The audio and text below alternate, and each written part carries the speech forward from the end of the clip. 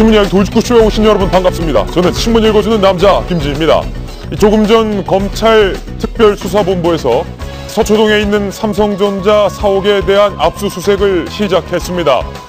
삼성전자 대외지원팀 등을 압수수색한 것으로 봐서 이 삼성전자가 최순실 씨의 딸 정유라 씨에 대한 승마 지원에 대해서 불법적인 것은 없는지 압수수색을 통해서 구체적으로 들여다보겠다라는 의도로 풀이되고 있습니다. 다시 한번 말씀드립니다.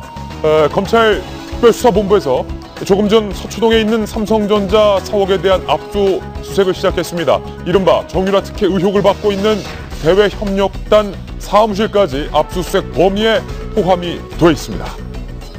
서초동 삼성전자 사옥이 그 어느 때보다 휑한 느낌이 듭니다. 오늘자 종합신문 어떤 뉴스 보도하고 있는지 지금부터 저와 함께 하시죠. 먼저 동아일보입니다.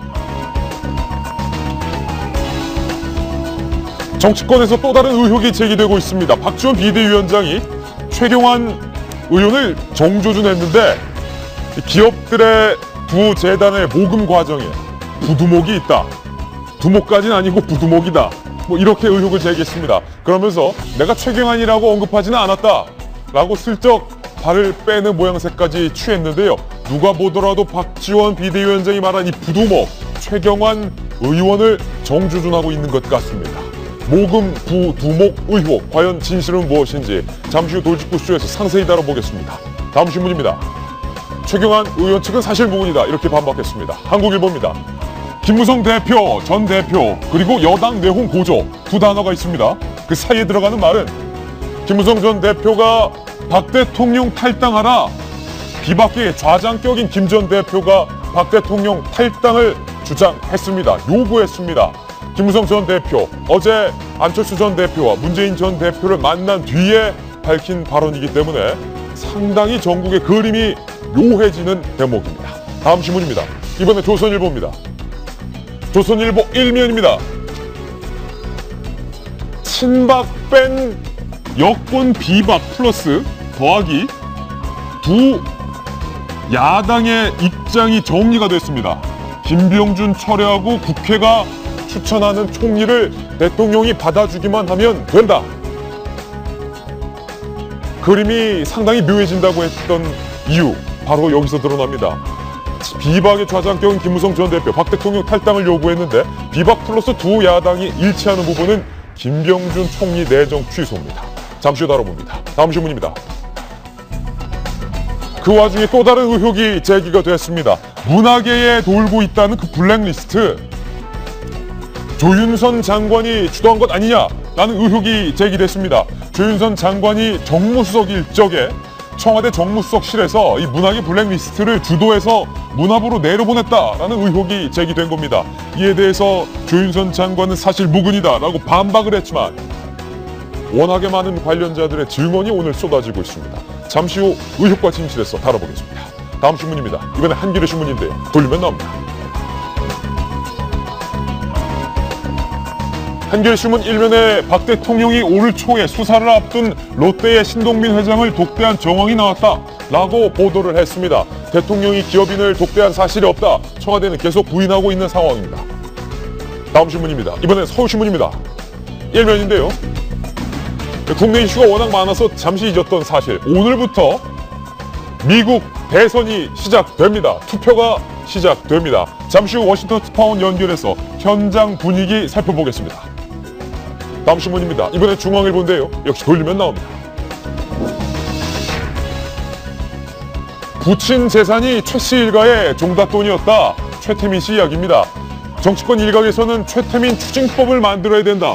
전두환 전 대통령 추징법처럼 최태민 추징법을 만들어야 된다라는 얘기까지 나오고 있습니다. 과연 최태민 추징법 만들어질 수 있을까요?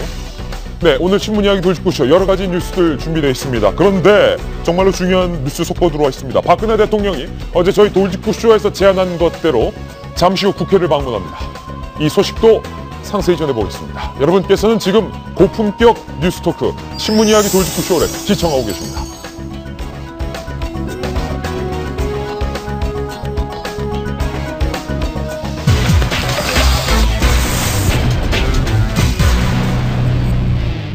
뉴스 속보 전해드립니다. 박근혜 대통령이 잠시 후 10시 반 국회를 방문합니다. 박근혜 대통령은 잠시 후 정세균 국회의장을 국회에서 만날 예정입니다.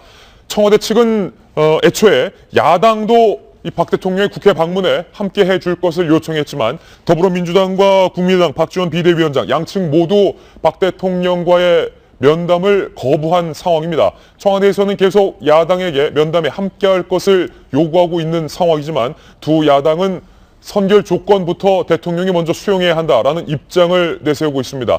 그러면서 박지원 비대위원장은 대통령께서 오늘 우리가 내세우신 것들을 적극적으로 받아들여서 우리가 원하는 것을 들어주실 말씀을 하실 것이다 라는 이야기까지 나와 있는 상황입니다. 박 대통령의 국회 방문 이야기 잠시 후 저희가 자세히 다뤄볼 텐데요. 일단은 정성임 위원님, 어제 정 의원께서 대통령이 국회를 찾아가서 두 야당 대표를 직접 만나는 정도의 파격은 보여야 된다 말씀하셨는데 청와대에서 적극적으로 받아들였네요. 그렇습니다.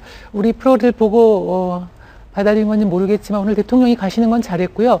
어저께 그 맞죠?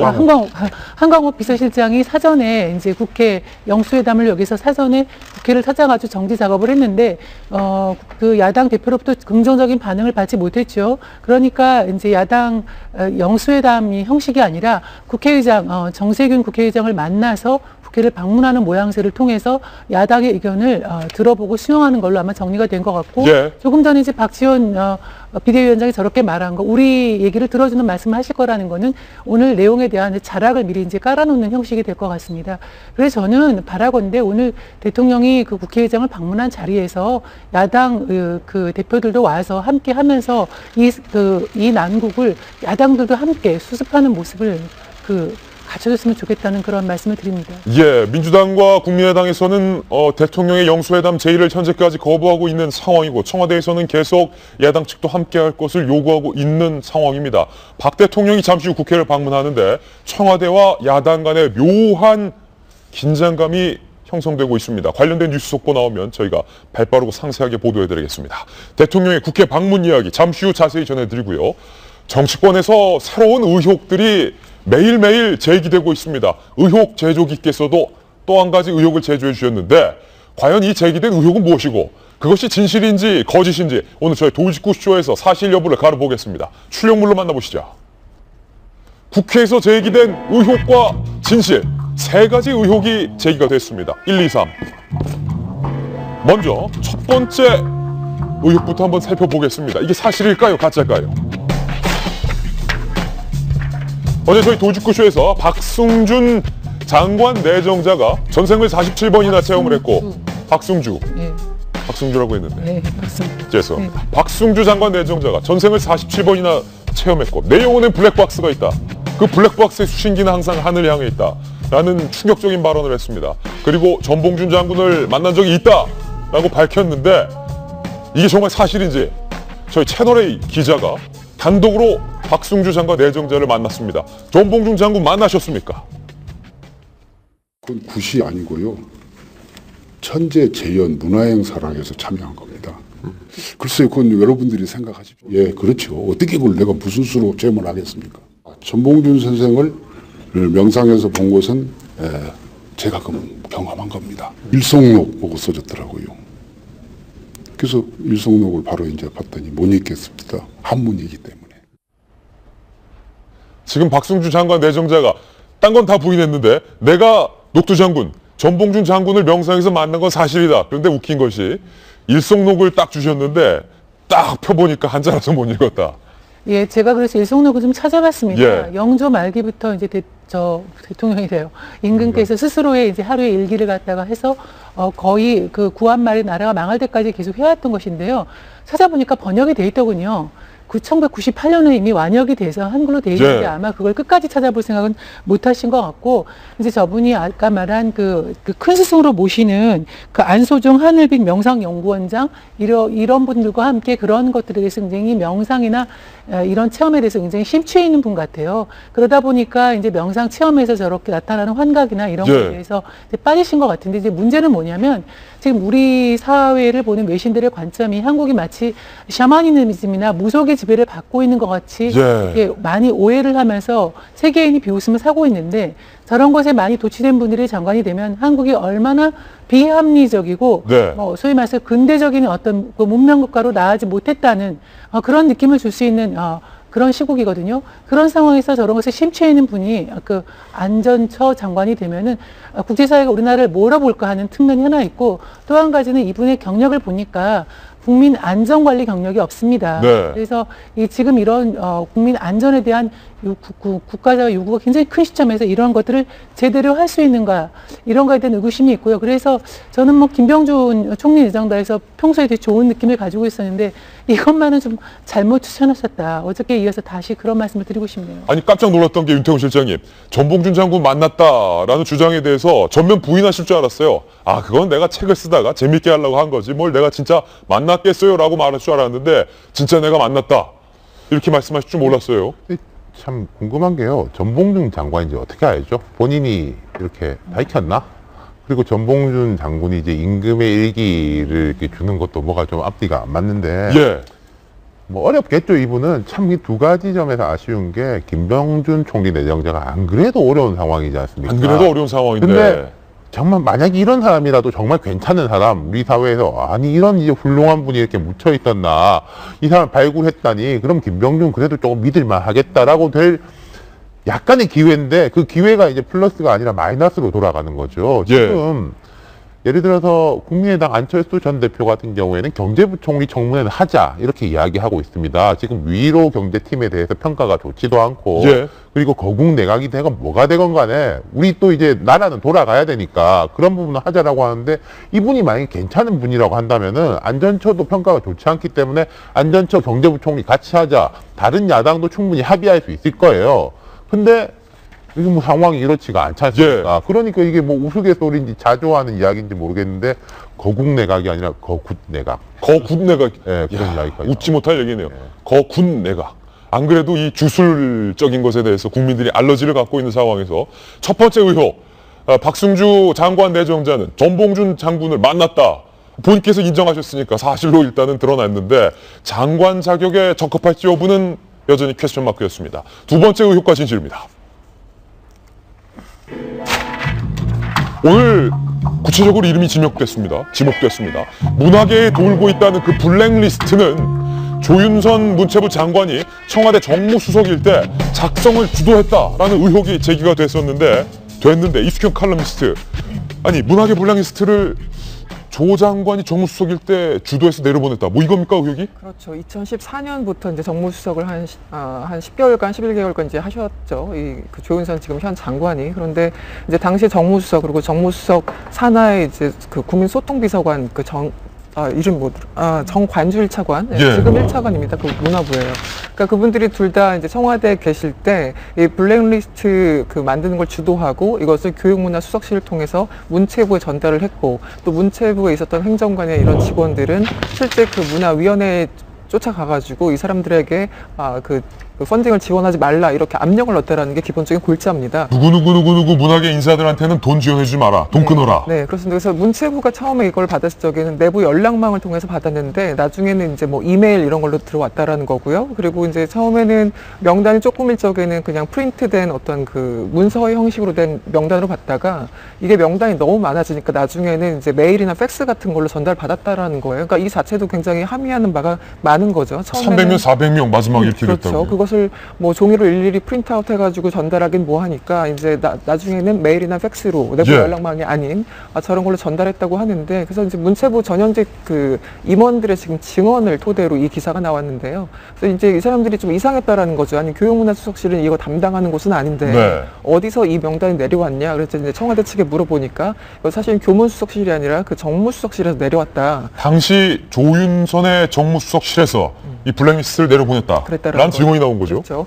실제 이제 결과가 어떻게 됐느냐. 그래서 문화부에서 이 명단을 가지고 갔던 게 그 나중에 내려갔던 게 2014년 12월인가 그랬습니다. 그러니까 이제 보통 그때쯤 되면은 이미 누구한테 돈을 줄 것인가 말 것인가 이걸 딱 결정해서 다음에 1월에 명단이 나와야 되는데 이게 2014년 말에 왔기 때문에 이게 한 두세 달 정도 늦어졌다고 해요. 그래서 실제 한 3월인가에 그 명단이 확정돼서 나왔다. 그러니까 결국은 이 블랙리스트를 다시 반영하려고 시간이 한 2, 3개월 늦어졌다라는 얘기가 나옵니다. 근데 여러 가지 지금 그 문체부에 있었던 전현직 직원들 그리고 당시 여기에 대해서 반발하다가 뭐 해외 연수자로 쫓겨난 뭐 과장들의 어떤 뭐 이런 의혹들 여러 가지가 있기 때문에 여기에 대해서 직원들 예, 그래서 조윤선 장관 지금이라도 좀 해명을 하셔야 될 것 같고요. 저는 조윤선 장관 얘기가 최근에 네티즌들한테 다시 한번 회자된 거는 예전에는 인사청문회 때문에 회자됐었는데 사실은 이런 거였죠. 최순실 씨와 문체부는 정말 그 밀접한 관계가 있지 않겠습니까?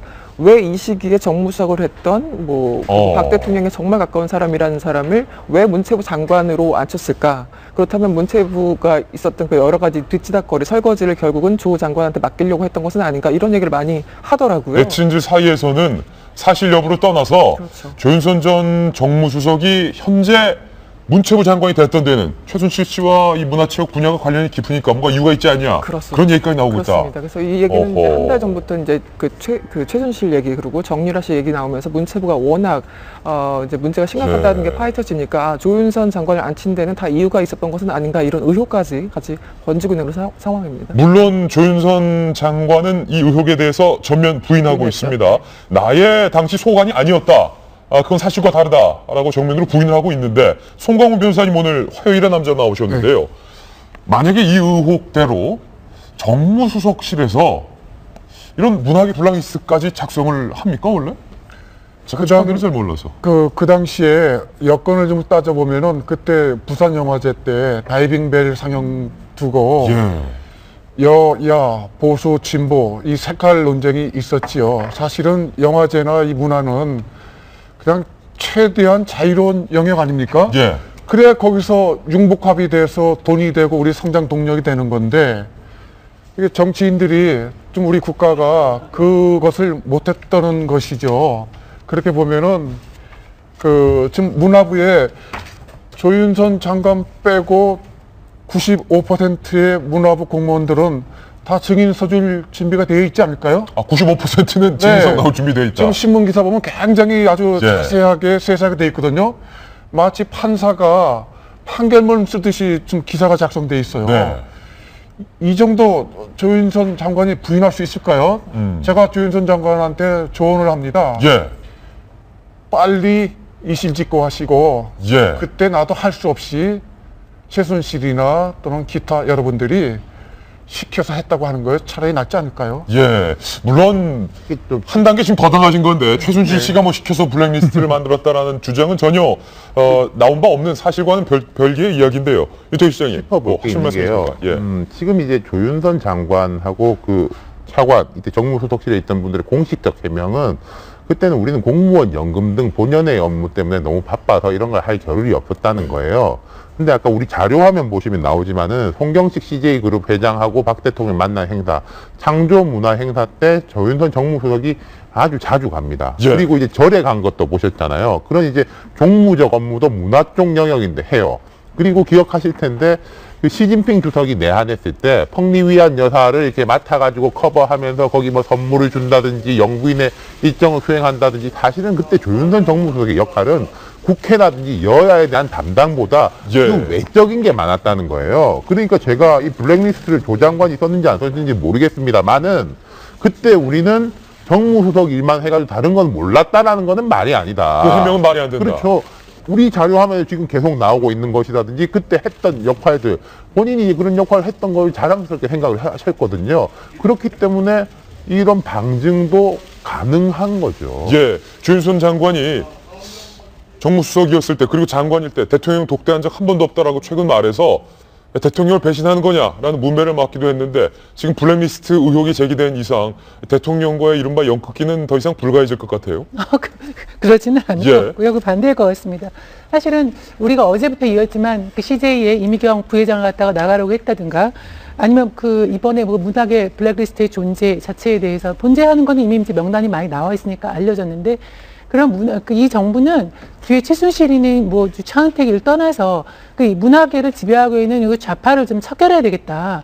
생태계, 문화계 생태계 자체를 건전한, 자기 스스로 이렇게 매개하면 건전한 그 우파 쪽을 지배하는 걸 만들려는 그런 생각을 가지고 있었던 것 같아요. 예. 그거는 이 정부가 굉장히 보심하고, 그 다음에 작년에 광복 70주년을 했을 때도 그런 거와 관련된 그런 콘텐츠를 많이 만들려고 했고, 또 뭐 차은택이라는 사람이 제가 알기로 이렇게 머리가 나쁜 사람은 아닙니다. 그러니까 그런 거에 대해서 상당히 백업을 한 것 같아요. 그러니까 충분히 가능성이 있는 것이라고 봐지고요. 예. 또 조윤선 장관 문화가 답이라는 책도 썼죠. 문화가 답이다. 문화에 대해서 얼마나 많은 공을 들이고, 사실 그 평창 올림픽 같은 것도 그랬고, 그 책 같은 거 보면은, 아, 이거는 문화부 장관이 되기 위한 본인의 자소서구나. 저는 그걸 읽으면서 그런 생각을 했거든요. 예. 그 문화부 장관을 계속 꿈꾸면서. 그래서 관심이 없었다는 것은 제가 보기에는 이해할 수 없는 얘기고요. 더더구나 국정감사에서 이제 그 질문을 받았습니다. 이번에 문화부 체육부 장관으로서 문화부 그 블랙리스트가 존재하느냐에 대해서 뭐라고 얘기를 했냐면은, 그런 문서는 존재하지 않는다고 보고를 받았다. 그러니까 보고를 받았다. 존재하지 않다는 거. 존재 자체에 대해서는 이미 누가 만들었는지 모르겠지만 존재한다는 것 자체는 여러 사람이 증언을 했는데 존재하지 않는다는 보고를 받았다고 하는 보고를 받았다. 끊었습니다. 근데 이제 제 생각으로는 이렇습니다. 정말 없으면, 정말 문화의 그 블랙리스트가 없으면 이렇게 답변할 것 같아요. 그런 건 없다. 뭔 소리냐. 그런데 이제 이중적으로 거리를 뒀거든요. 그런 자체가 없고 난 보고를 받아서 그러한 상관이 없다. 만약에 블랙리스트가 나온다고 해도 나한테 보고를 한 사람이 잘못한 거다. 그렇게까지 이제 예. 모르겠어요. 이제 해석을 할 수 있는지 모르겠지만 어찌됐건 그거에 대해서 거리를 두려는 굉장히 이렇게 소위 말해 심리전에서 그 예. 거리를 이중으로 두려는 게 많이 보여요. 예컨대 정말 그것이 없었다면 그런 건 없다. 라고 얘기할 텐데, 이중으로 거리는 든 걸로 봐서 이중에 강한 부정은 뭐 긍정이라는 얘기도 있지 않습니까? 그래서 좀 의심스러운 대목은 충분히 있어 보입니다. 예, 조윤선 장관의 조금 더 구체적인 해명이 필요해 보입니다. 조윤선 장관은 사실 무근이다라는 입장을 밝혔다는 점 다시 말씀드립니다. 세 번째 의혹입니다. 더 큰 의혹이 나왔는데 박지원 비대위원장이 의혹 제기했습니다. 의혹 제조기. 모금 부두목이 있다. 최경환 의원을 정주준했습니다. 직접 들어보시죠. 검찰은 대기업과 최순실의 거래를 밝혀내다 보면은 안종범 수석과 함께 부두목 한 사람이 나타나게 될 겁니다. 우리는 경제부총리가 대통령과 단 둘이서 대기업 회장들과 모금 활동을 했다는 것을 잘 알고 있습니다. 박지원 비대위원장 주장에 따른 부두목이 2명이다. 두목은 누군지 모르겠습니다만 최순실 씨인가요? 부두목이 둘이다. 하나는 안종범 전 수석, 그리고 또 하나의 부두목은 최경환 의원이다. 뭐 이겁니까? 명확히 실명을 거론하지 않았습니다. 예. 하지만 경제부총리란 얘기를 했고 또 부두목이라는 표현을 썼기 때문에 여기에 대해서 우리가 유추할 수 있는 사람, 경제부총리 이 정부에서 지낸 사람 많지 않잖아요. 그렇기 때문에 아마 최경환 의원을 정조준한 거다라고 얘기를 하고 있는 것 같은데, 본인이 내가 최경환이라고 얘기는 안 했다라고도 말씀하셨어요. 그러니까 본인은 얘기하지 않았지만 최경환 의원실에서는 반박하면서 빨리 사과하고 해명하라라고 얘기를 하고 있는데, 난리가 났어요. 박지원 비대위원장 차원에서는 나는 당신이라고 한 적은 없어 라고 예. 얘기를 하고 있는 겁니다. 근데 이게 간단하게 웃어넘길 얘기가 아니라 지금 사건에 굉장한 심각한 국면들을 저는 갖고 온다라고 생각이 되는 게요. 지금까지 우리가 미르재단과 K스포츠재단에 모금하는 과정 속에서 핵심 인물로 떠오른 게 안종범 정책조정수석이었습니다. 당시 경제수석이었고요.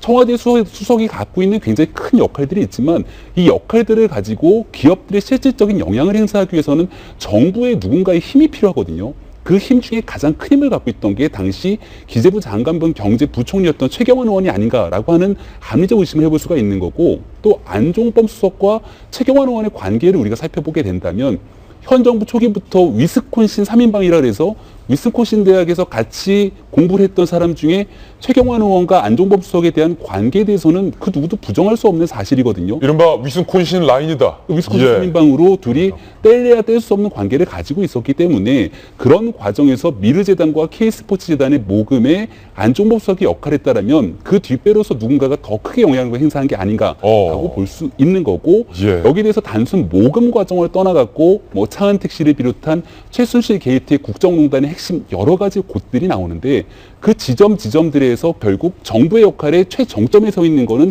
예산과 재정을 갖고서는 뒤흔드는 경제부총리의 역할이 가장 막중하거든요. 근데 아직까지 갖고 있는 혐의를 가지고서는 현재까지 최경환 의원까지 검찰의 수사라든지 언론의 의혹 보도가 더 넘어가진 않고 있는 상황입니다. 그거를 박지원 비대위원장이 한 발 앞서서 좀 의혹을 제기한 게 아닌가 싶은데 적어도 현재로서는 여기에 대한 명확한 증거는 찾기는 좀 어려운 상황이긴 합니다. 최경환 전 의원 측은 이 명백한 허위 사실이다라고 하면서 박지원 비대위원장에게 허위 사실 유포를 철회하고 명예를 실추시킨 점에 대해 정정보도 요청과 사과를 요구하기까지 했습니다. 강력 부인하고 있는데 공교롭게 최경환 의원이 경제부총리를 지냈던 시점이 그 시절이 손 변호사님 안종범 전 수석이 기업들에게 이른바 모금을 유도했던 적극적으로 유도했던 그 시점과 맞아떨어집니다. 경제부총리가 몰랐을까? 지금 만약에 박 대통령이 이 대기업한테 돈을 뜯는 거에 주범이라고 하시면 그 역할을 누가 할까요?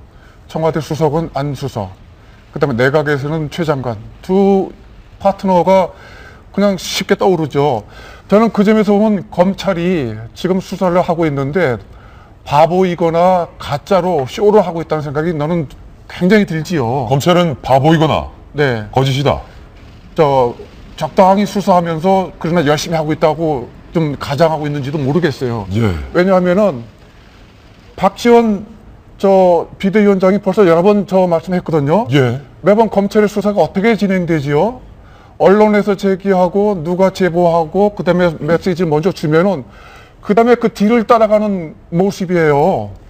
지금 이 수사의 핵심은 뭐니 해도 제가 보기에는 대기업한테 돈을 뜯은 것이 뇌물죄가 될까 안 될까 이 부분입니다. 예. 그런데 검찰이 32명의 검사 중에서 딱 3명만 좀 배정됐어요.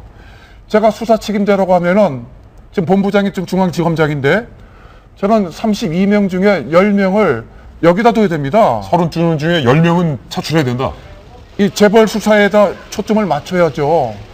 그래서 재벌 총수도 지금쯤은 불러야 되거든요. 예. 11월 20일이 수사에 이제 그 결정판이 되는 날인데 그 대기업 회장님들하고 그 결재단 부르려면 얼마나 복잡하겠어요. 예. 그 다음에 지금 경제수석이 그렇게 됐으면 당연히 최경환 장관도 모르긴 몰라도 오늘까지도 불렀어야 되는 겁니다. 예. 뭘 하고 있지요?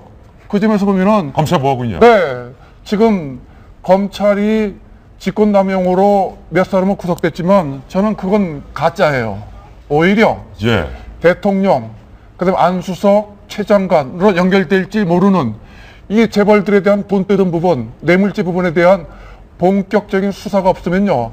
저는 11월 20일 날 국민한테 검찰총장과 법무부 장관은 심판받을 겁니다. 그러니까 직권남용은 허울 좋은 내세우기고 본질은 뇌물죄다 이렇게 말씀하셨는데 최경환 장관 측, 경제부총리 측은 명백한 허위 사실이다. 나는 모른다라는 입장인데 윤태호 실장님. 예. 만약에 그때 당시 최경환 의원의 말대로 경제부총리로서 대기업의 모금 사실에 전혀 관여한 바 없고 몰랐다면 경제부총리로서 말이 되는가라는 의문도 이거는 있어요. 금방 나올 거라고 예. 봅니다. 박지원 의원이 그때 이제 재벌 독대 이야기 했을 때 뭐 청와대하고 다 뭐 그런 일 없다라고 했는데 지금 그런 일 있는 걸로 밝혀지잖아요. 그래서 아마 재벌들 소환을 할 걸로 보이는데 총수까지도 오늘 삼성전자 이제 압수수색이 신호탄이겠죠. 그 사람들이 들어가서 뭐 최경환 부총리가 있었다 없었다 정도에 대해 가지고 숨겨줄 이유는 없다고 봐요. 예를 들어서 오늘 한겨레 일면에 신동빈 회장을 박근혜 대통령이 독대한 정황에 대해서 그러니까 이게 의혹을 제기하고 있는데 뭐냐면은 재벌 총수 입장에서는 그 사람을 최경환을 살리려면 내가 죽어야 되는 거거든요. 말하자면은 예. 아니 저 사람이 앞장서서 막 나한테 이제 뭐 음으로 양으로 막 이렇게 괴롭히고 압박을 넣으니까 내가 어쩔 수 없이 돈 냈다. 이래야지 자기 이제 죄가 그나마 줄어드는 건데 최경환도 아니고 아무도 말을 안 했는데 내가 뭘 바래가지고 이렇게 돈을 먼저 갖다 줬습니다. 라고 하면 내 문제죠. 죄가 올라가는 거지 예. 않습니까? 이거는 이제 제로섬 게임이기 때문에 곧 나올 걸로 보이고 최경환 부총리가, 전 부총리가 이거 말고도 어려움이 많습니다. 그 인턴 직원 채용한 거에 대해서 법원에서 그 사람이 이제 진술 완전히 뒤집었잖아요. 뭐 내가 키우던 애니까 꼭 어려워도 해라. 라고 했다고. 그리고 지금 한 언론사하고 계속 송사 중인 게 롯데그룹에서 이제 40억인가 50억인가를 이제 정치 자금으로 줬다. 그 부분도 계속 송사 중이거든요. 예. 그리고 그 박지원 의원이 얘네 그런 말 한 게 실세들은 결국 뭐 가게 돼 있다 이런 말을 했는데 최경환, 윤상현 이런 분들에 대해 가지고는 각종 제보들이 언론사에 너무 많이 쏟아지고 있어요. 네. 그게 물론 옥석 가리긴 해야 되겠지만은 그래서 이제 쉽지 않을 걸로 보입니다. 예. 예를 들어서 신동미 회장이 그때 갔는데 내가 봤어요.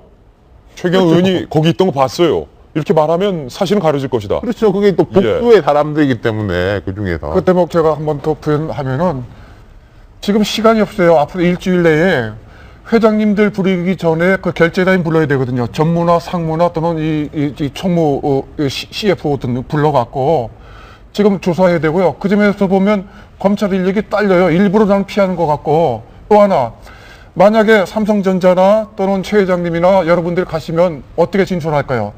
제가 단언컨대 전부 다 검찰에 협조합니다. 예. 왜 그럴까요?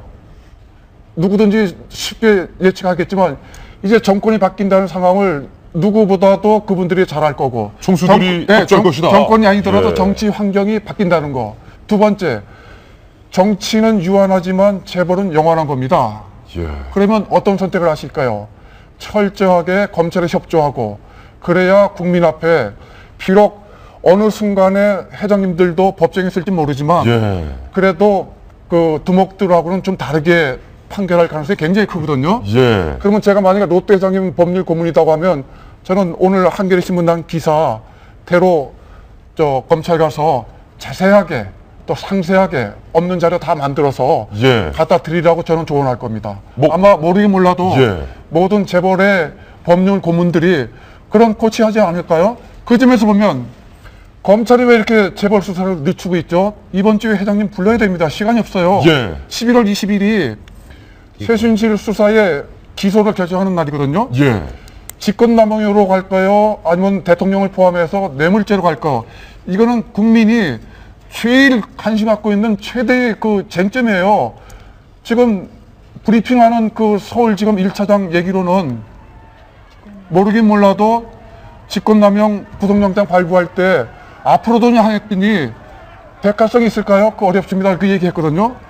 그 점에서 보면 저는 검찰 수사를 믿을 수가 없어요. 오히려 20일까지 조사 다 하신 다음에 오늘 대통령하고 국회에서 의장 만난다고 하니까 그때 특검도 그냥 단안 내려갖고 특검한테 어떤 제명으로 갈 건지 그건 난 맡겨야 된다고 생각해요. 예. 변호사님 뭐 혹시 기업 고문 변호사나 이런 거 맡은 건 없습니까? 저한테 만약에 자문이 온다고 하면 저는 그렇게 해서 중소기업은 제가 많이 맡았어요. 아, 중소기업은 지금 네. 얘기가 안 돼서 대기업 총수들을 참고인 신분으로라도 불러서 검찰이 수사를 해야 된다라는 지적이셨습니다. 최순실 씨가 잠시 후 검찰에 도착합니다. 지금까지 제기했던 모든 의혹에 대해서 검찰의 수사가 있을 예정인데요. 검찰로 한번 가보겠습니다.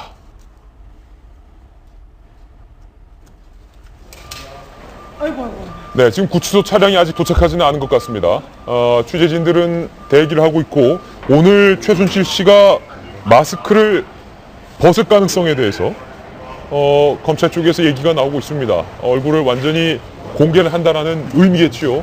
이미 최순실 씨가 귀국할 때 얼굴이 공개됐기 때문에 최순실의 대역이 아니냐, 대역 배우를 검찰이 섭외한 건 아니냐라는 의혹이 제기됐습니다. 최순실 씨는 탈모 증세가 있는데 저 대역은 머리숱이 너무 많다라는 네티즌들의 의혹 제기를 검찰이 어느 정도 의식한 게 아닌가라는 생각이 듭니다. 따라서 대역 배우가 아니다라는 것을 검찰이 은연중에 밝히기 위해서라도 최순실 씨가 오늘 마스크를 벗고 검찰에 출석할 가능성이 매우 높아졌다라고 검찰 관계자가 조금 전 말했습니다. 아직 최순실 씨가 등장을 하지 않는데요. 최순실 씨가 검찰에 도착하면 바로 생방송으로 연결해드리겠습니다. 저희가 준비한 첫 번째 돌직구 신문부터 확인하시죠.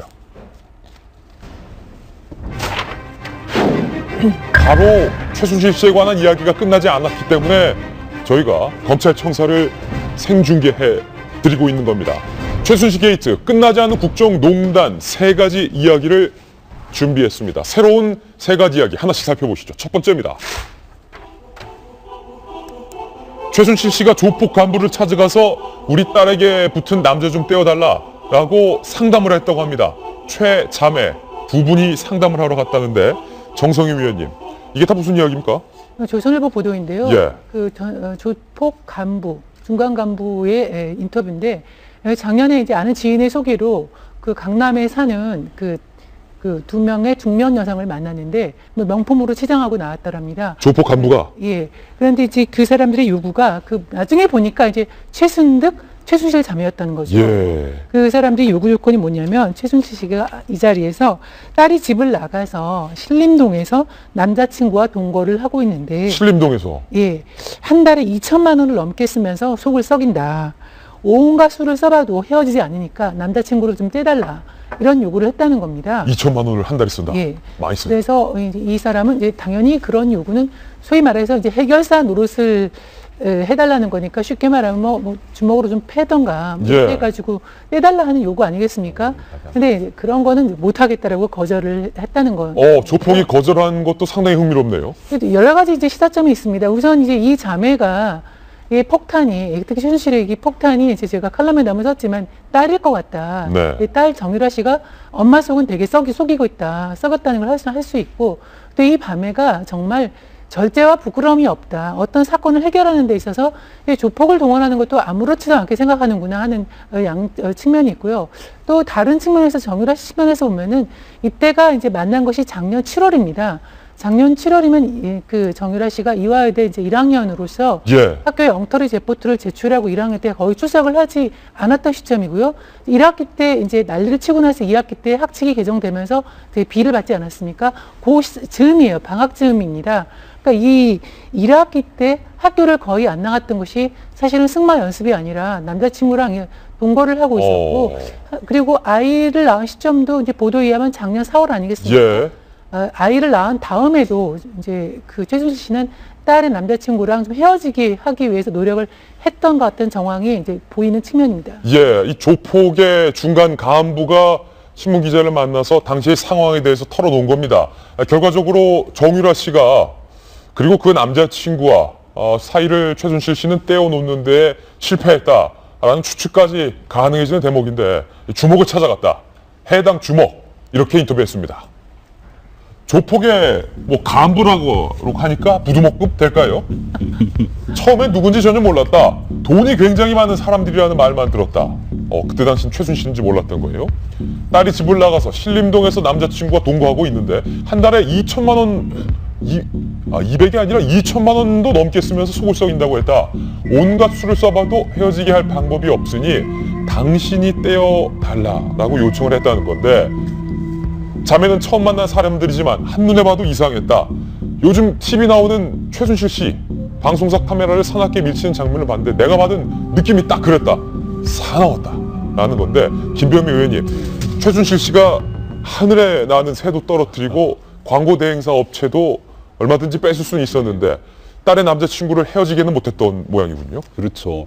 대포폰이 기본인 사람이니까 폭력 조직을 움직이는 것도 자연스럽게 행동했던 것 같고 굉장히 흥미로운 대목은 폭력 조직들 눈에도 저렇게 우습고 이상하게 보이는 최순실 씨 정체는 도대체 무엇인가라는 생각이 들거든요. 그래서 저기서 또 하나 우리가 유추해 볼 수 있는 건 딸이 이제 신림동에서 남자친구랑 같이 거의 생활하다시피 했다라는 건데 그 시간에 이화여대 가서 출석 좀 하지 그러셨어요. 그 시간에 이화여대 가서 출석했어야 됐다. 보니까 2015년도 얘기라고 하는 거 보니까 분명히 학기 중일 수도 있겠다라는 생각이 드는데 뭔가 도대체 정유라 씨에 대한 이 모녀의 행태들에 대해서 국민들이 단 눈꼽만 치도 동정심을 유발하게 하는 요소가 하나도 없습니다.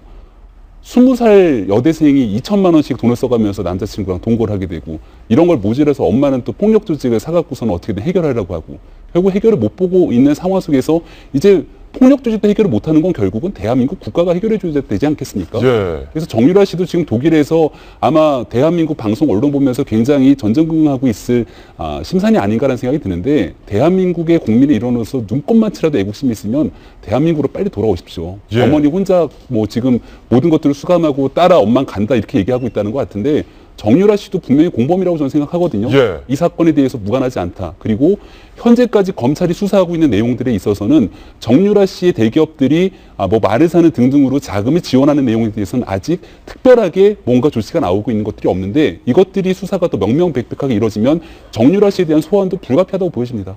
손 변호사님, 네. 조폭이 그때 청탁을 거절했다고요. 그 조폭들은 그런 거 하는 거 아닙니다. 심부름꾼이나 찾아가세요. 뭐 조폭이 정의롭다는 건 절대 아니지만. 제가 보기에는 예. 조폭이 실력이 없었던 것 같아요. 아, 조폭이 실력이 네. 없었던 거다. 조폭을 찾는 고객들은 두 가지가 목표죠. 예. 첫째는 신속 간결하게. 신속 관계. 법으로 하면은 시간이 꽤 걸리거든요. 그 다음에 두 번째로는 못하는 게 없는 겁니다. 지금 최순실도 딸이 부모도 어쩔 수 없으니까 예. 조폭까지 갔거든요. 그거 해결해 주는 것이 조폭인데 지금 최순실이 찾아간 그 조폭은 아마 비서진들이 정보를 좀 잘못 준 것 같습니다. 양질의 조폭을 찾아가면 그럴 일이 없지요. 이 한국에서 조폭, 한국에서 금력, 돈력, 그다음에 한국에서 권력, 이 세 가지는 제가 명색이 법률가지만 우리 법보다 위에 있는 거 혹시 아닐까요? 예. 나는 그 단면을 보지요.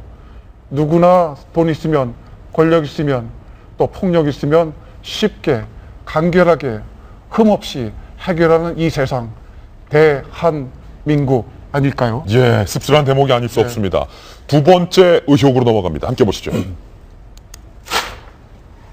정치권에서 최순실 씨의 아버지죠. 최태민 씨가 숨겼던 돈, 그리고 최순실에게 물려줬던 그 돈을 불법적으로 얻은 돈에 대해서 추징해야 된다. 이른바 최태민 추징법을 만들어야 된다라는 얘기가 현실적으로 나오고 있습니다. 그런데 이 최태민 추징법 이야기하기 전에 좀 시간을 거슬러 올라가 보겠습니다. 김병무 의원님, 예. 박정희 전 대통령이 시체에 당한 12.16 사태 이후에 신촌 모 호텔에 수사본부가 차려졌었는데 그 수사본부의 목적이 뭐였습니까? 많은 검사들이 한 달 동안 수사를 하면서 최태민 씨에 대한 이런 비리에 대해서 캐는 부분이었습니다. 그 최태민 씨의 비리라고 하는 부분들은 박정희 전 대통령이 갖고 있었던 그 소위 말한 일부 남겨진 재산들, 그중에 15억 정도 갑자기 어느 날 사라졌다라고 하는 건데 이 행방을 찾는 부분이 최태민 씨에 연결이 돼 있었던 거고, 이것뿐만이 아니라 최태민 씨가 소위 말한 구국선교봉사단 등등을 하면서 여러 재산들을 긁어모아서 축적을 한 것 아니겠습니까? 아버지 최태민이 만들었던 구국선교봉사단 등등이 네. 지금 딸 최순실이 만든 K재단, 미르재단과 닮아있다 이런 거죠. 굉장히 평행이론처럼 닮아있다. 과거의 구국선교봉사단은 소위 말하는 멸공을 주체로 국가에 봉사하겠다라는 거고, 지금은 문화를 주체로 애국하겠다는 거랑 다르게 뭐냐라는 얘기가 나오는데, 그렇기 때문에 이런 평행이론 같은 고리를 끊어내기 위해서는 원점인 최태민 씨의 국정농단 사태로 돌아갈 필요가 있다. 왜냐하면 최태민 씨의 후손이라고 볼 수 있는 최순실 씨 일가가 지금도 수천억 대에 달하는 부동산들을 다 갖고 있잖아요. 이런 부동산의 재산의 담보로 굉장히 많은 국정농단들을 할 수 있는 힘을 갖고 있는 건데, 그렇다면 이 사람들이 갖고 있는 재산은 도대체 어디서 난 거냐. 예. 이거를 고 탕명왕 소장이 과거에 꼼꼼하게 남겼던 기록들 때문에 우리가 이거 좀 볼 수 있는데, 굉장히 흥미로운 대목이요.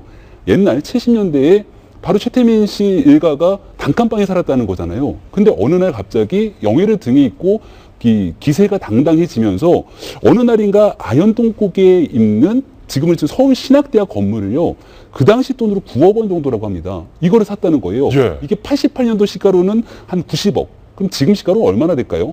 곱하기 10배씩 900억 정도 되는 돈을. 예. 아니, 단칸방에 살던 최태민 씨가 어떻게 이걸 사게 되죠? 결국 이러한 건물들을 가지고 있었던 종잣돈이 기본이 돼서 지금의 최태민 씨가 불을 일궜다라는 건데, 그 고리를 끊어내기 위해서는 과거에 잘못된 돈, 부정한 돈을 가지고 계속 본인들의 일가를 먹여 살려 왔던 것이니만큼 전두환 전 대통령에 대해서 추징했던 것과 같이 최태민 추징법을 만들어야 된다, 이런 얘기가 나오는 겁니다. 이수경 칼럼니스트, 오랜 기자 생활 하셨으니까 잘 아실 텐데 당시에 어쩌면 첫 단추가 잘못 껴졌는지도 모릅니다. 신촌의 모 호텔, 그리고 청계천 7가의 모 호텔에 수많은 검사들이 동원돼서 최태민 수사본부가 꾸려졌고, 당시에 최태민을 수사했을 때 검사의 증언이 나옵니다. 최태민은 박근혜 영의 모든 탓을 돌리더라. 그런데 그때 수사본부의 수사 결과를 발표하지 못했던 것이 어쩌면 잘못 끼워졌던 첫 단추였지 않나, 이런 생각도 그렇죠. 들어요. 그러니까 지금 만시지탄이란 말로도 예. 부족한 그런 상황이다. 당시에 11월 사태 이후에 그 많은 사람들이 사실은 어떤 그 최태민 씨 실체를 모르고 있었던 사람 거의 없었다고 봅니다. 특히 수사기관, 사정기관, 당시 뭐 안기부 이런 데서 다 꼼꼼하게 조사했고 지금 여기서 나오는 것처럼 탁소장처럼 이렇게 기록을 남겨놓고 있는 사람들이 굉장히 많죠. 심지어 당시 김종필 전 그 총리도 당시에 이 문제에 대해서 굉장히 고민을 했다고 하는데 이게 결국 이제 그거 아니겠습니까? 그 대통령의 딸, 그 영애라는 어떤 특별한 존재이기 때문에 다 알면서도 모르는 척 해야 되고 또 묵인해야 되고 이런 그 여러 가지 상황이 있었던 거고 그래서 사정기관은 여러 가지 정황과 증거를 갖고 있으면서도 말하지 못했고 또 그때마다 최태민 씨가 분리할 때마다 또 당시 영애는 그 바람막이가 됐다라는 거 아니겠습니까? 방패막이가. 박근혜 대통령 탓으로 돌렸다. 그래서 그러니까 그게 서로 맞물리는 거죠. 그러니까 최태민 씨는 영애한테 모든 책임을 다 돌리고 그리고 당시 영애는 최태민 씨의 어떤 문제가 부각될 때마다 방패막이 역할을 해주고 그러니까 이런 것들이 정말 그 40년에 걸쳐서 지금 최순실 땅까지 이제 그 연결되는 문제인데요. 아까 말씀하셨던 것처럼 최태민 씨는 당시 단칸방에 살았던 사람인데 지금 자녀들 부동산만 합쳐도 한 2천억 원대 된다는 거 아니겠습니까? 최순실 씨 그리고 최순득 씨 등등 해서 당장 저는 말씀하셨던 것처럼 전두환 추징법 2013년에 제정하고 시행됐는데 그것이 이제 불법적인 돈인 줄 알면서도 이제 다른 그 가족이나 주변 사람들이 갖고 있다면 그 돈도 같이 이제 뺏어올 수 있다라는 그 골자가 그 법의 취지인데요. 최태민 씨 일가에는 여러 가지 지금 정황과 증거가 있기 때문에 너무나 당연히 그러니까 최태민 방지법을 만들어야 되는 게 아닌가라는 생각이 드네요. 최태민 추징법에 대해서 당장에 하자. 이게 제가 여기는 옛날부터 좀 취재를 좀 알거든요. 예. 이게 80년입니다. 그때 이제 국보위죠. 국보위하고 보안사 무소불위의 권력을 지니고 있던 곳 아닙니까? 근데 이분들이 왜 이걸 봤냐면은 김재규 최후 진술서에 보면은 자기가 박정희 대통령을 시해한 데 큰 원인 중에 하나가 최태민 문제 때문에 차지 철과의 갈등이 있었다라고 돼 있고 김계원 비서실장 아까 말씀하셨지만 김종필 당시에 이제 공화당 당의장 등 모든 인사들이 이 최태민 이야기를 한 거예요. 그래서 이제 50 세력에서도 그걸 들여다보고 있어가지고 그리고 그때 수사했으면 지금처럼 얌전하게 했겠습니까? 아마도 이제 불법적 구금에다가 제가 뭐 고문까지는 모르겠습니다만 좀 쥐어박는다 이런 것도 있었을 거예요. 그런데 최태민 씨가 끝까지 버틴 게 다 영애가 가지고 있다. 영애가 시킨 거다라고 하니까 그때 박근혜 뭐 양이라고 해야 되나? 그때 그 직접 수사할 수가 없었기 때문에 진도가 못 나갔다는 거예요. 그래서 한 게 80년 11월에 새마을 봉사단 해체하고 최태민 씨는 동부전선에 이제 모부대 삼성교육대에 한 1년 동안 들어갑니다. 그러고 이제 유야무야가 된 거예요. 근데 저는 최태민 방지법이 되게 어려울 걸로 보는 게 전두환 방지법, 그 비자금 이제 특별추진법하고 비교해 본다면은 전두환 전 대통령에 대해 가지고는 비자금 문제와 추징금에 대해서 이미 수사 결과가 모두 있었습니다. 4천억을 추징을 해야 되는데 이 사람이 지금 돈을 안 내놓고 있기 때문에 거기에 대해서 찾아가지고 한다라는 건데 이 최태민 일가에 대해 가지고는 79년, 80년 그때 그리고 88년에서 91년까지 유경재단을 할 때 이 두 군데 때 얼만큼 이 사람이 불법적으로 저질렀는가를 가지고 있는 게 없어요. 그러면 그걸 1차적으로 수사를 해야지 돈을 얼만큼 환수하느냐가 나오는 건데 과연 79년, 80년이라든지 88년에서 91년 이걸 수사할 수 있겠느냐. 그리고 그것도 똑같습니다. 박 대통령이 그때 어떻게 했느냐가 중요한 거거든요. 30년 전은 완전 데자뷰 현상이라는 겁니다.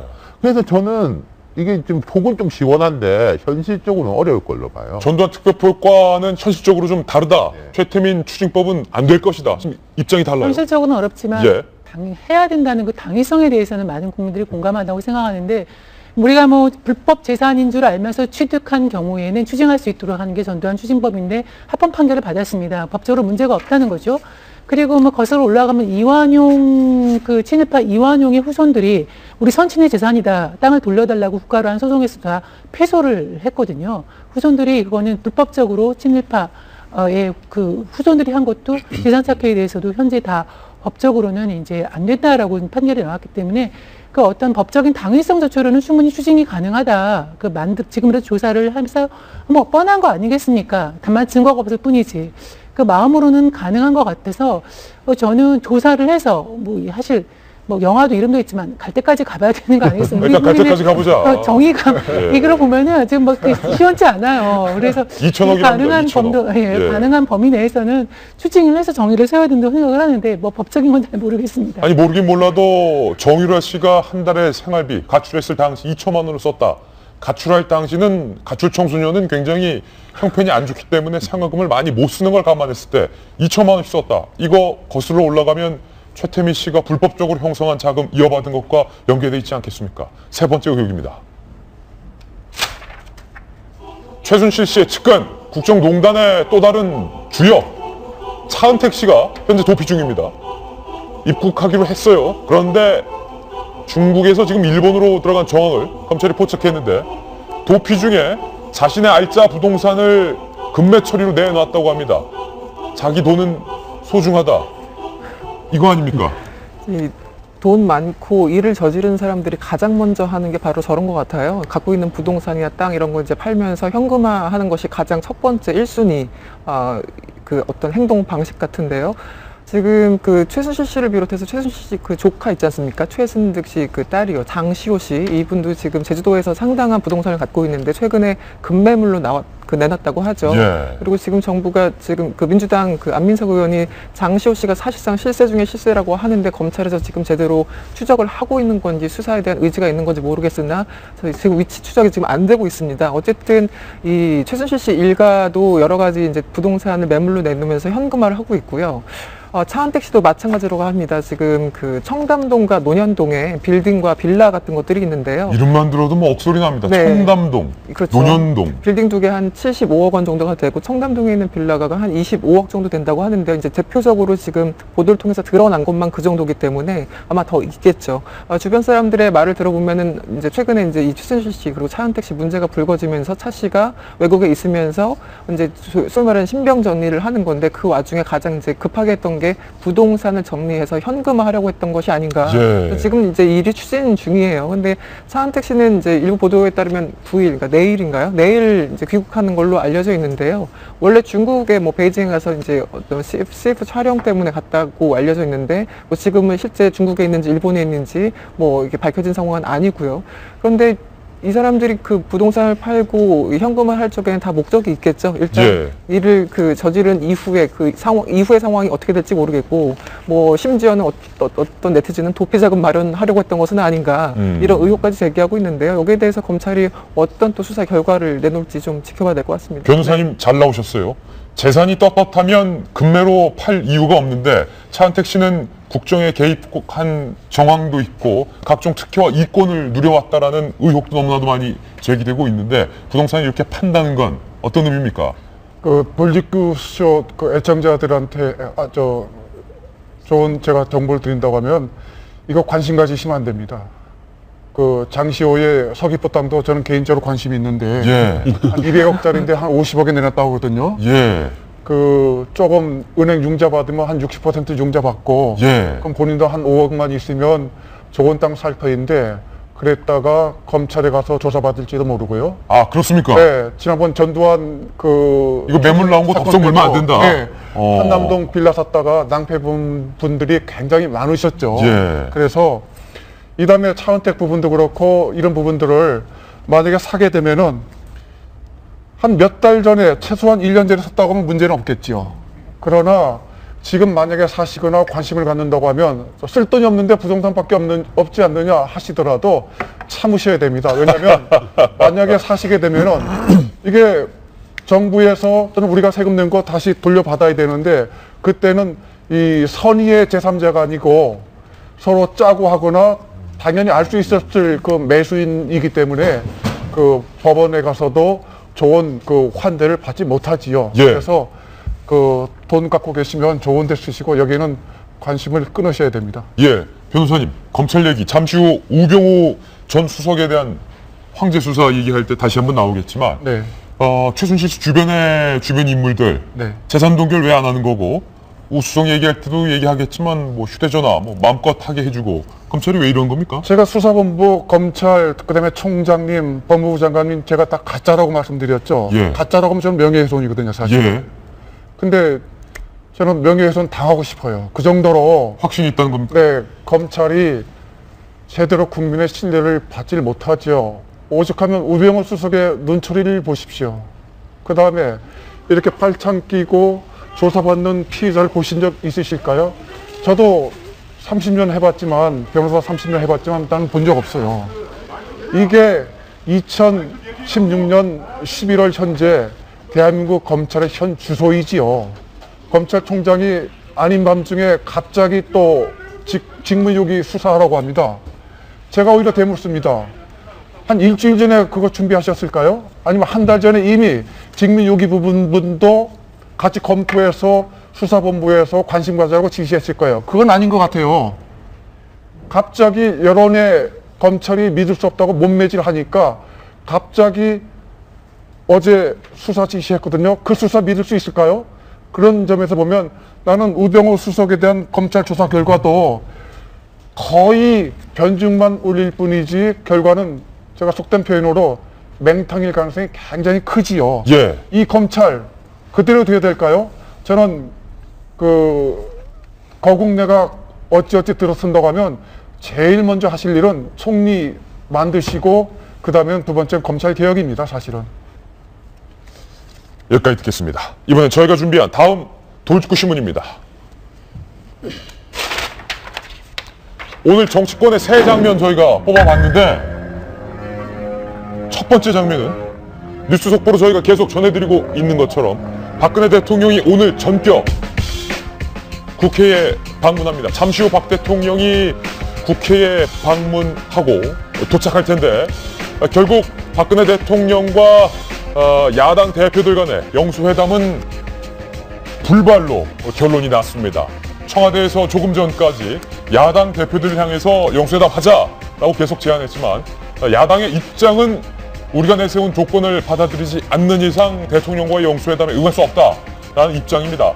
그럼에도 불구하고 박근혜 대통령은 잠시 후 국회에 도착을 할 예정입니다. 정세균 국회의장이라도 만나고 돌아가겠다라는 방침인데 대통령의 국회 방문 이야기로 한번 시작을 해보겠습니다. 윤태곤 실장님, 어제 저희 돌직구쇼에서 지금 대통령께서 찬밥, 더운 밥 가리실 때가 아니니만큼 야당이 안 만나준다고 뒤에서 서운해하지 말고 문전박대 당하더라도 국회로 가라 이랬어요. 이게 되게 급박하게 잡힌 건 맞는 것 같아요. 왜냐하면 대통령 행사는 최소 3일 전에는 확정이 됩니다. 보안 문제 때문에 그렇거든요. 경호 점검 때문에 이제 외곽부터 점검을 해야 되기 때문에 3일 전부터 잡히는데 내부적으로 어제 밤에 결정이 된 것 같고 알려진 것은 여기서 알려진단 말은 국회에 알려진 것이 오늘 아침인 것 같아요. 그렇다면은 바깥에 지금 경호 이런 걸 따질 상황이 아니다라는 시급성은 있는 것 같고 좀 아쉬운 것은 야당한테 문전박대 당하더라도 좀 일찍 어제 제안을 했으면 좋겠는데 사실상 제안한 거나 다름없지만 공식적 제안은 오늘 아침까지 없었다는 거예요. 그래서 이제 박지원 비대위원장이 국회의장 만나러 온다는 이야기를 듣고 나한테는 이야기가 없지만은 이야기가 와도 못 나간다. 이런 식으로 이제 페이스북에 글을 올리면서부터 한 1시간 사이에 이제 급박하게 일이 진행이 되는 건데, 물론 안 만나는 것보다 낫습니다. 그리고 저는 박 대통령이 오늘 정세균 의장을 만난다면은, 예. 우회적으로 이야기할 수 있다고 생각합니다. 지금까지는 이제 종교계인다 이런 분들만 주로 만났지 않습니까? 야당 대표한테 하고 싶은 말을 정세균 의장한테 하면은 정세균 의장도 야당 출신이기 때문에 한 반 정도, 물론 정세균 의장이 거기에 대해서 확답할 수 있는 위치에 있는 분은 아닙니다만은 분위기 전달은 충분히 가능한 거 아니겠습니까?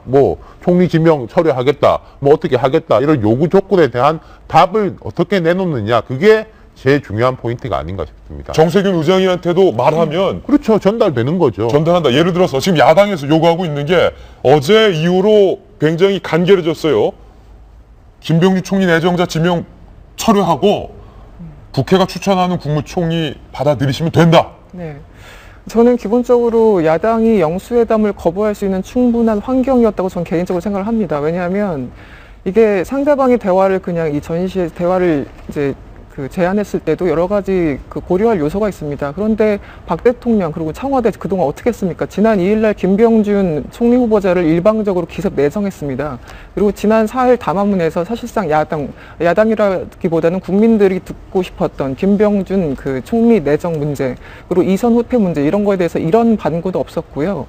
여전히 오히려 자신이 대통령으로서 직을 수행하고 주도권을 가지고 국정 운영을 하겠다라는 입장을 재확인했습니다. 예.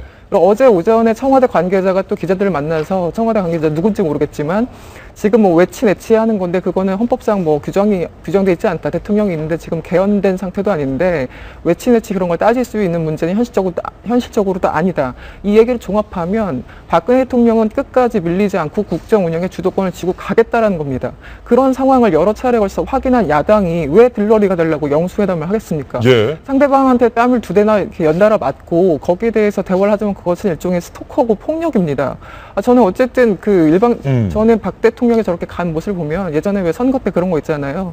상대방 저 사람의 어떤 후보 지지를 받아야 되는데 이 사람이 지지를 제대로 안 하면 그 사람 집에 찾아갑니다. 나한테 지지를 해달라고. 예전에 뭐 노무현 대통령이 정몽준 찾아갔었죠. 그리고 문재인 후보가 당시 뭐 안철수 후보를 찾아갔었습니까?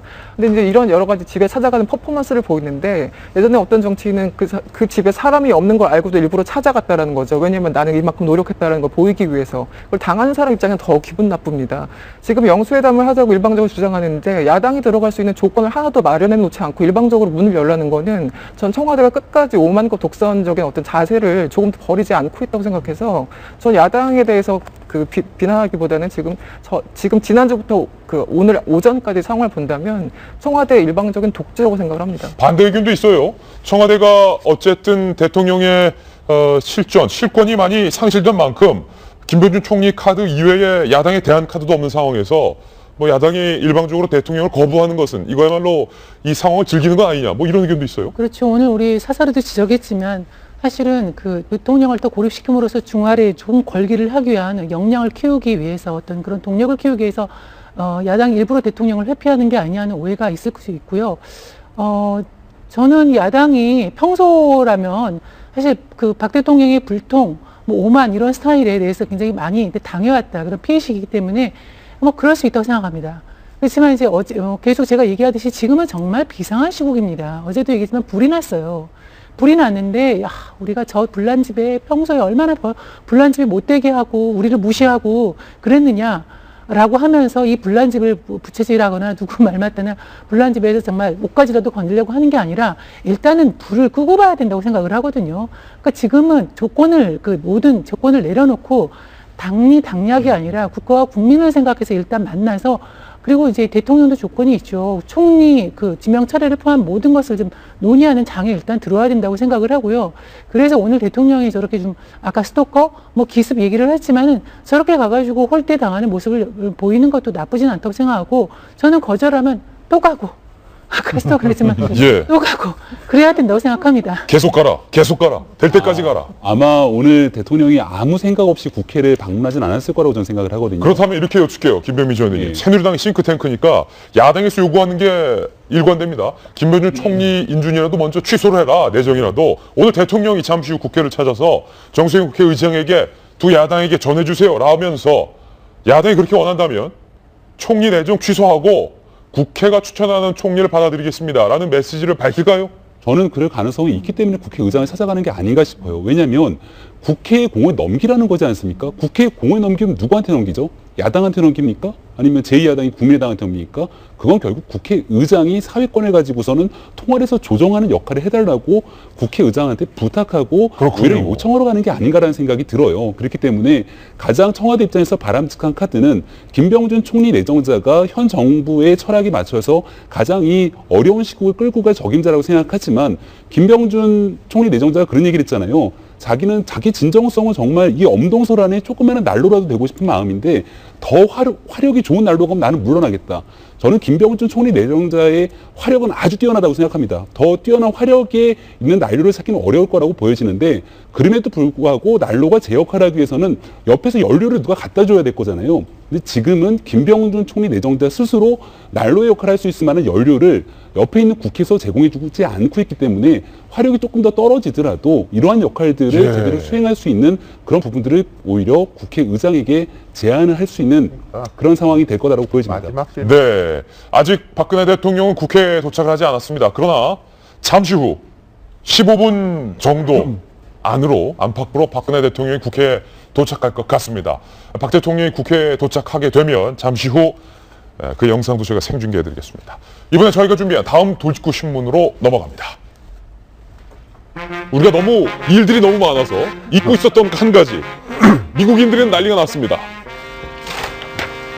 놀라셨죠? 오늘 미국 대선 투표가 시작을 합니다. 내일 모레면 내일. 결과가 발표가 납니다. 내일이면 결과 발표 납니다. 힐러리냐 도널드냐 답은 둘 중에 하나입니다. 뭐 이긴다 이런 것도 없어요.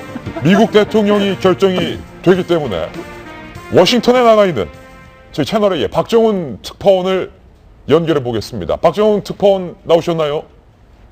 예, 워싱턴입니다. 예, 정말 워싱턴의 취재 기자들은 오늘이 대목일 것 같은데요.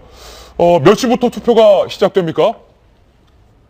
지금 이곳 시각이 7일 밤 8시 10분이 되고 있습니다. 그렇군요. 약 4시간 뒤인 자정부터 투표가 시작이 되는데 예, 한국은 보통 아침에 투표가 시작이 되는데 미국도 마찬가지입니다. 그런데 이 뉴햄프셔 주라는 곳에 작은 마을이 있습니다. 예, 그 작은 마을에서는 자정부터 투표를 시작합니다. 그래서 언론들이 다 거기 카메라를 대고 있고 그 자정에서 투표를 한 뒤에 그 우리로 치면 마을회관 같은 데 모여서 투표를 하고요. 그 미국에도 결과를 마을회관이 있군요. 예, 뭐 비슷한 게 많이 있습니다. 예. 예, 오늘이 투표 시작이기 때문에 미국 국민들의 이 투표 열기도 남다를 것 같은데 어떻습니까?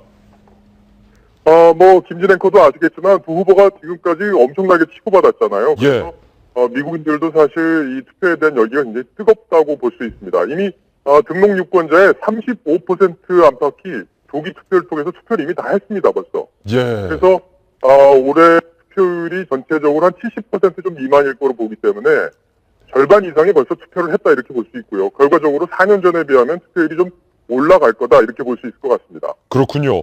박정훈 특파원 이전에 저희 도지구쇼와 전화 연결했을 때 제가 둘 중에 누가 이길 것 같냐라는 긴급 질문에 대해서 모르겠다 말씀하셨는데 오늘 투표 날인데 아직도 모릅니까? 모릅니다. 모르겠습니다. 모르시군요. 저도 한동안은 힐러리가 이길 것 같았는데 예. 제가 예전에 이제 칼럼도 쓸 때 트럼프가 어떤 변화를 상징하고 이 전체적인 세계적인 그 극우주의적 성향이 강해지고 있는 이런 추세를 트럼프가 반영하고 있다고 봤기 때문에 예. 어떤 흐름상을 타지 않겠네 이렇게 봤었는데 지금은 판세가 다시 힐러리 쪽으로 좀 기우는 분위기입니다. 사실은 그 이메일 게이트에 대해서 FBI가 어제 문제가 없다 이렇게 사실상 수사 종결을 선언했거든요. 그러면서 여론이 힐러리 쪽으로 조금 더 높게 나온 여론조사가 오늘 낮에 예, 총 그렇군요. 9개 여론조사가 나왔는데 그중에 7개가 힐러리가 이기는 걸로 나왔습니다. 예. 대통령 선거 결과 발표 언제쯤 미국의 새 대통령이 누군지 둘 중에 한 명일 텐데 알게 되는 겁니까? 저도 그게 가장 지금 기다려지는 그런 상황이고요. 예. 대선 투표를 위해서 1년 가까이 이제 계속 현장을 다녔기 때문에 가장 기다려지는 그 순간인데 대표는 투표가 끝나는 대로 바로 진행이 됩니다. 예. 우리나라하고 달리 미국은 전자투표로 합니다. 그래서 투표가 진행되면 곧바로 이제 결과가 저장이 되는데요. 우리 시간으로 내일 오전 9시부터 이제 개표가 본격적으로 시작이 돼서 CNN이나 이런 그 큰 방송사에서 출구조사 결과가 바로 나옵니다. 예. 그렇게 되면은 우리 시간으로는 한 오후 1시쯤 당선자 윤곽이 드러날 걸로 보이고요. 오후 한 3시쯤 되면은 당선자가 수락연설을 할 것으로 그렇게 예상이 됩니다. 그렇군요. 이제 투표가 끝나고 개표 결과까지 나오면 다시 한 번 더 전화 드리겠습니다. 알겠습니다. 네, 고맙습니다. 워싱턴의 박정훈 특파원이었습니다. 저희는 광고 보고 돌아오겠습니다. 잠깐만요. 네, 이제 잠시 후 박근혜 대통령이 국회에 도착합니다. 과연 오늘 박근혜 대통령이 국회의장에게 어떤 메시지를 던질지가 주목됩니다. 저희가 취재해서 내일 또 상세히 보도해드리겠습니다. 오늘 저희가 준비한 내용 모두 다 전해드렸습니다. 저희는 내일 아침 9시에 더욱더 풍성한 뉴스 들고 인사드리겠습니다. 오늘 하루는 분명 어제보다 나을 겁니다. 좋은 하루 되십시오. 고맙습니다.